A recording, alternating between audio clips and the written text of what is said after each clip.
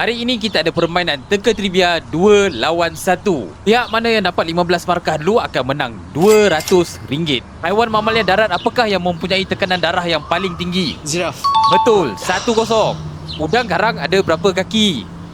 8. Bukan. 10. Betul, 1 sama. Lidah haiwan apakah yang beratnya hampir sama dengan berat gajah? Darat. Bukan. Lidah. Darat. Ikan paus. Paus apa? Paus biru. Betul. Thanks. Assist. 2-1.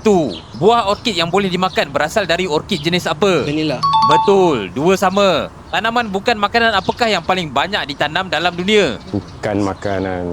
Hiasan. Bukan hiasan. Cotton. Cotton betul. Kapas. 3-2. Ada berapa negeri dalam Malaysia? 13. Betul. Apakah maksud huruf X dalam TRX? Exchange. Kosong. Tapi Okey, 5-2. Berapa negeri di Malaysia yang hujung minggunya bermula hari Jumaat? 1. 3. 3 betul. Kedah, Terengganu, Kelantan. Tak ya semua Kedah. It used to be 4. Johor. 6-2. Negara manakah yang terlibat dalam perjanjian yang membahagikan kawasan Asia Tenggara Maritim? Britain dan Belanda. Betul, 7-2. Link video penuh di bio Teka Trivia.